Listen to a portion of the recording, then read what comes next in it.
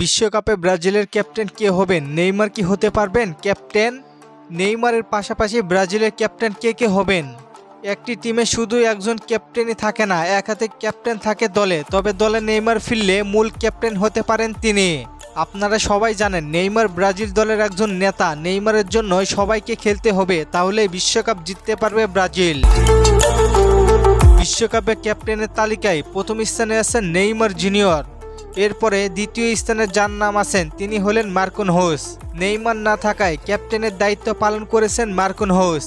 ইনজুরির কারণে দীর্ঘদিন মাঠের বাইরে আছেন নেইমার জুনিয়র। নেইমার দলে না আসতে পারায় ব্রাজিল টিমের ক্যাপ্টেনের দায়িত্ব পেয়েছেন মার্কোনহোস। মার্কোনহোসের পরে ক্যাপ্টেনের তালিকায় 3 নম্বরে আছেন ক্যাসমিরো। কোনোভাবে যদি নেইমার মার্কোনহোস দলে না থাকে বা বিশ্রামে থাকে, তাহলে ক্যাসমিরো ক্যাপ্টেন হতে পারেন। বর্তমানে ক্যাসমিরো অভিজ্ঞ একজন প্লেয়ার, পাশাপাশি সিনিয়রদের সেও একজন।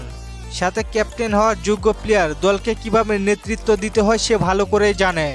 তালিকায় 4 নম্বরে আছে অ্যালিসন বেকার। এদের অনুপস্থিতিতে অ্যালিসন বেকার থাকবেন ব্রাজিলের ক্যাপ্টেন। কয়েক ম্যাচে আমরা দেখেছি অ্যালিসনকে ক্যাপ্টেনের দায়িত্ব পালন করতে। দরিবালের অধীনে ক্যাপ্টেনের দায়িত্ব পালন করেছেন অ্যালিসন বেকার। 5 নম্বরে রাফিনহা বার্সেলোনার হয়ে দলকে নেতৃত্ব দিচ্ছেন। দলকে একাই টেনে নিয়ে যাচ্ছেন গোল অ্যাসিস্ট করে। গত মৌসুমে দুর্দান্ত পারফর্ম করে ব্যালন ডি'অর এবং ফিফা বর্ষসেরা পুরস্কার হাতে পাননি।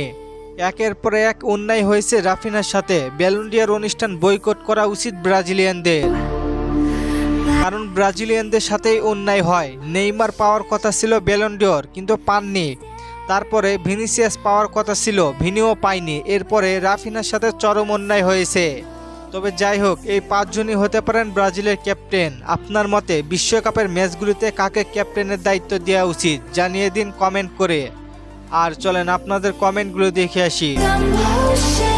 নূর ভাই প্রশ্ন করেছেন ব্রাজিলের ফ্লেড কোন ক্লাবে খেলে? ভাই ফেনারবাহসের হয়ে। শিমুল ভাই প্রশ্ন করেছেন নেইমারের সার্জারি কবে করা হবে? ভাই 22 তারিখ থেকে 24 তারিখের মধ্যে। সিয়াম ভাই প্রশ্ন করেছেন শুনতেছি নেইমারকে ফ্ল্যামেঙ্গো নাকি কিনে নিবে। জি ভাই, গুঞ্জন শোনা যাচ্ছে। ধন্যবাদ সবাইকে প্রশ্ন করার জন্য। আর ফুটবলকে নিয়ে নতুন কোনো প্রশ্ন থাকলে করতে পারেন, পরবর্তী ভিডিওতে রিপ্লাই করব। ধন্যবাদ।